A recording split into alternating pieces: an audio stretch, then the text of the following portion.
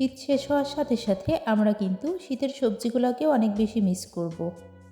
যাতে আমরা শীতের সবজিগুলো মিস না করি সেই পদ্ধতি আজকে আমি আপনাদের সাথে শেয়ার করব। আসসালামু আলাইকুম, আমি সুমাইয়া শম্পা। রেনেসা শম্পা কুকিং রেসিপির আরও একটা নতুন ভিডিও দেখার জন্য আপনাদের সবাইকে ওয়েলকাম। কেমন আছেন? আশা করি ভালো আছেন। আলহামদুলিল্লাহ, আমিও ভালো আছি। এখানে আমি 2 কেজি পরিমাণ গাজর নিয়েছি।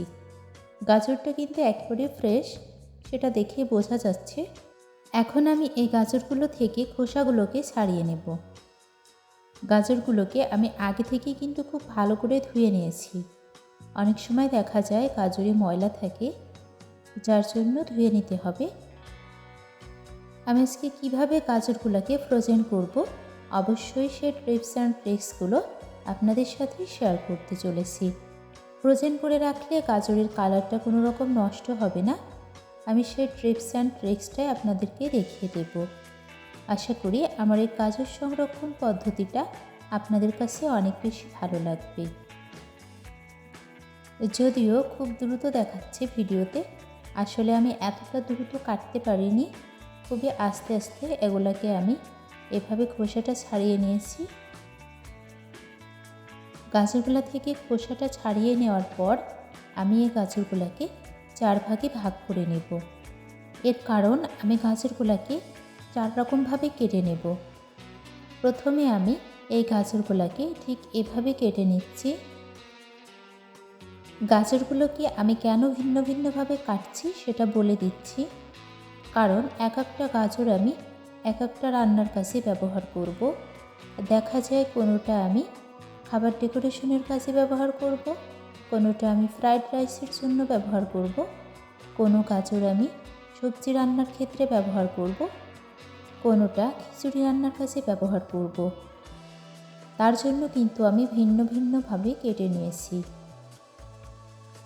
সবগুলা গাজর আমি কেটে নিয়েছি। প্রথমে বলে দিয়েছি যে আমি 4 রকমভাবে কেটে নেব। এখানে 500 গ্রাম করে গাজর আছে এক একটা মিক্সিং বলে।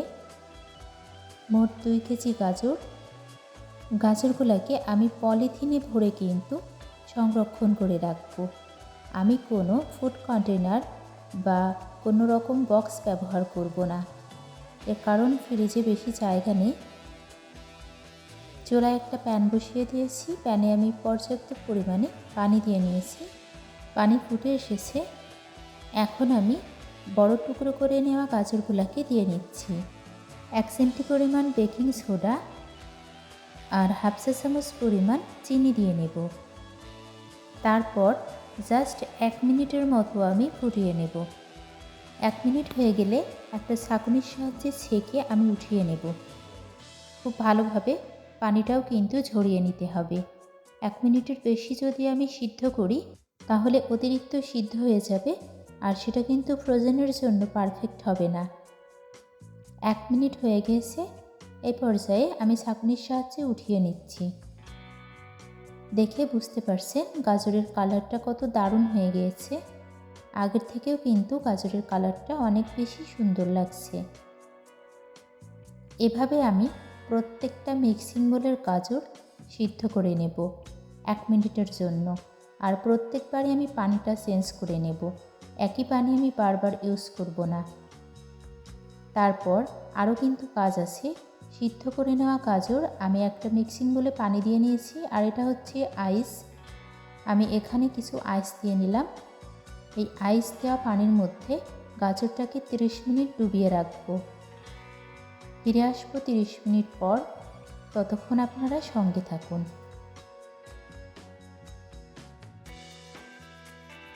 ফিরে আসলাম 30 মিনিট পর। এখন আমি গাজরগুলোকে পানি থেকে ছেঁকে উঠিয়ে নেব।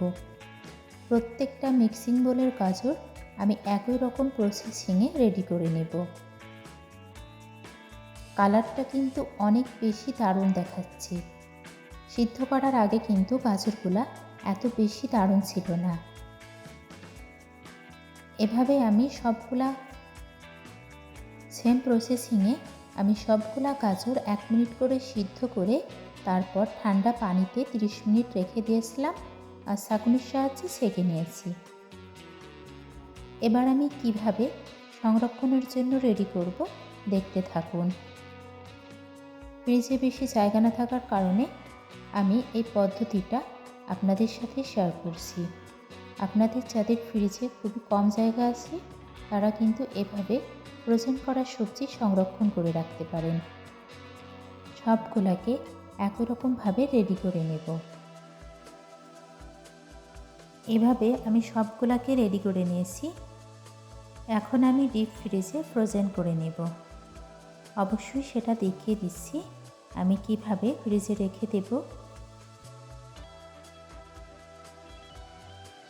আপনাদেরকে দেখানোর জন্য আমি চলে আসলাম ফ্রিজের কাছে। সবগুলাকে আমি এভাবে রেখে দিলাম। এই গাজরগুলা আমি রমজান মাসে কাজে লাগাবো। সঙ্গে থাকার জন্য সবাইকে অসংখ্য অসংখ্য ধন্যবাদ।